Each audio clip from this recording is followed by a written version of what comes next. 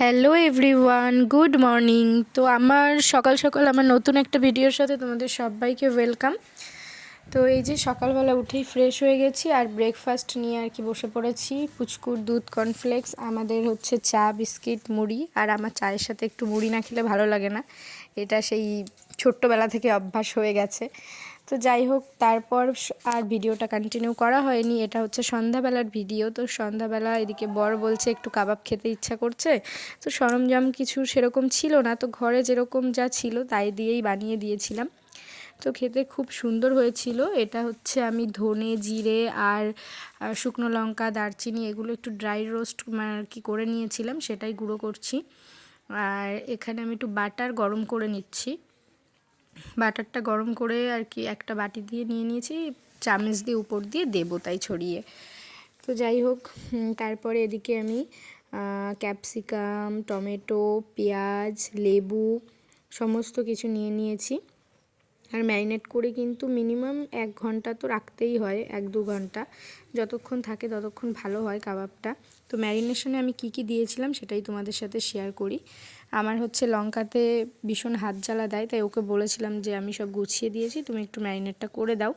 তো এদিকে ও ম্যারিনেটটা করে দিচ্ছে। প্রথমে হচ্ছে লেবু দিয়েছি, তারপর যে পেস্টটা করে রেখেছিলাম কাজু বাদাম লঙ্কা আদা রসুন সমস্ত কিছু দিয়ে, তো সেই পেস্টটা দিয়ে দিলাম। তারপর লেবু, লবণ, লঙ্কার গুঁড়ি আর ওই যে মশলাটা আমি বানিয়েছিলাম স্পেশাল, সেই মশলাটা একটু উপর থেকে দিয়ে দিয়েছিলাম। তো এই যে সুন্দর করে ম্যারিনেশন করে আর কি ফ্রিজে মিনিমাম ওই 1-1.5 ঘন্টা মতো আমি রেখেছিলাম, যেহেতু হাতে টাইম শর্ট ছিল। আর এদিকে পুচকু দেখো কেক খেতে খুব ভালোবাসে, তো ওকে কেক এনে দিয়েছে একটা, তো সেটাই ও বসে বসে খাচ্ছে। আর তারপর ম্যারিনেশনটা কমপ্লিট হয়ে গেছে, আমি এদিকে চলে আসলাম কাবাবগুলো আর কি বানাতে।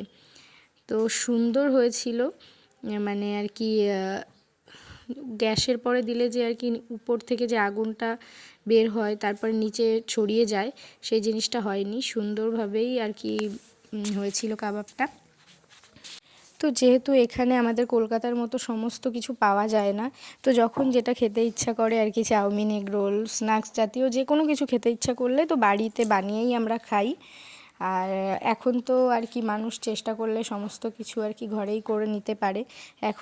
এখনকার যুগের আর কি সবথেকে কঠিন কাজ হচ্ছে মানুষ চেনা, আর সমস্ত কিছু ইজি। তো যাই হোক, এটা হচ্ছে আমার একটা পার্সোনাল অভিজ্ঞতা থেকে তোমাদের বললাম। তো তোমাদের কি মতামত সেটা আমাকে একটু জানিও কমেন্টসে। তো তারপর এদিকে আমার কাবাবগুলো পুরো ডান, দেখো ফাইনাল লুকটা হচ্ছে এরকম। আর খেতে কিন্তু অসম্ভব টেস্টি হয়েছিল। তোমরা কে কে ভালোবাসো ডেফিনেটলি চলে আসো। তো টাটা বাই, দেখা হচ্ছে নেক্সট ভিডিওর সাথে।